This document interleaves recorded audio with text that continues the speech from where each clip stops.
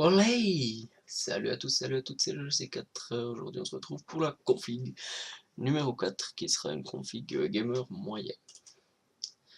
Donc pour la config gamer moyen, tout d'abord comme d'habitude un petit disque dur. Gamer moyen, on va se dire qu'il y a quand même quelques jeux, donc petit disque dur de 1 Tera en blue comme d'hab. La base elle change pas, c'est toujours la même. Au niveau SSD, on va prendre du 500. Parce que les jeux préférés, on va se dire qu'ils se les mettent sur les 500. En plus, les prix baissent de plus en plus. Donc voilà. Au niveau marque de SSD, moi j'ai eu l'occasion de tester Kingston et Samsung. Les deux vont très bien. Samsung a une suite logicielle juste top, mais ils sont plus chers. Un peu plus chers. Donc là, en l'occurrence, on va prendre le Kingston. Ensuite, au niveau de la carte graphique, on va partir pour cette config gamer, on va dire enthousiaste, sur une 970. Voilà, petite carte graphique plutôt sympa, et puis bon, comme d'habitude, on les prend dans des versions un peu modifiées. Alors bon, celle-ci est en rupture de stock, je sais pas s'ils le referont, mais il y a la MSI. Même si j'aime un peu moins MSI, j'ai quand même un carton de 970 Gaming 4G sur mon armoire, juste derrière moi. Voilà.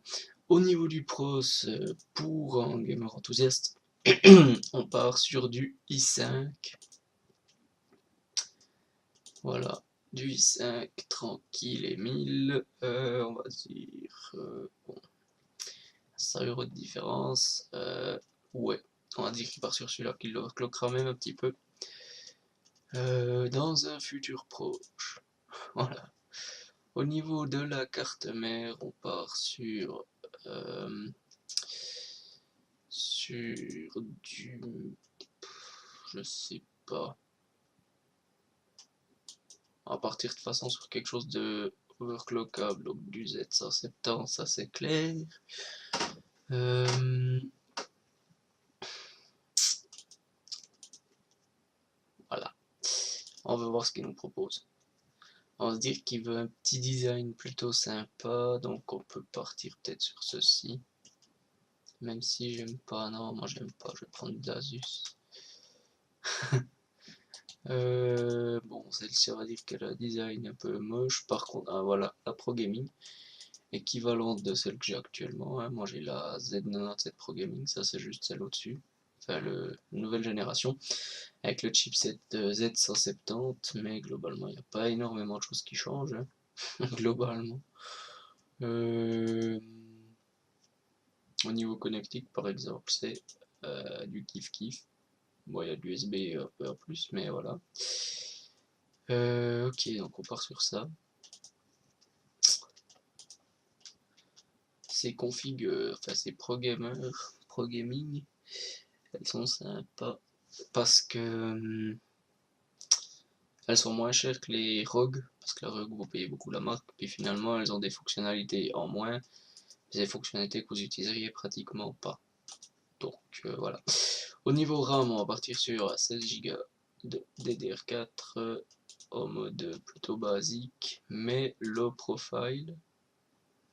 Voilà, on va dire qu'il en veut des rouges. Puis que pour le prix, il prend des 2400. Voilà. Low profile, histoire de pouvoir mettre un gros ventirad.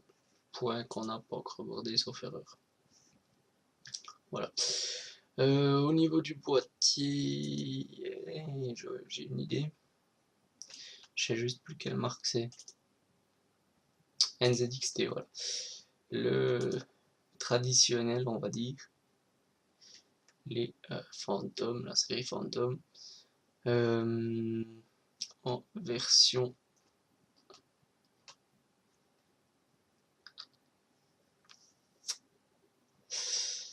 rouge et enfin noir et noir tout court. Voilà. Ok. Et puis en alimentation, je vous propose du 650 modulaire Corsair. La série RM est pas mal. Donc voilà. Et puis, donc on a dit encore le refroidissement. Alors soit water, moi je suis pas super fan des water.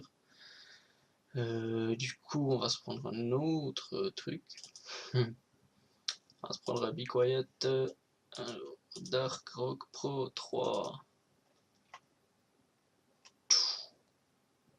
C'est une énormité ce truc. Et ça refroidit super bien. Pour de l'overclocking. Voilà, donc la config gamer moyen.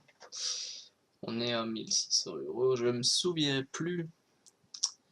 La gamer base, je vais vite vous dire ça. 30 secondes. À combien est-ce qu'on était? Et je vois pas. Allez, charge un petit peu. Putain, c'est de la mauvaise qualité en fait.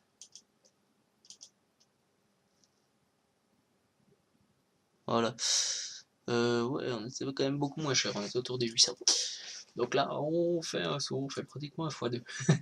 Voilà, donc on se retrouve demain pour la config.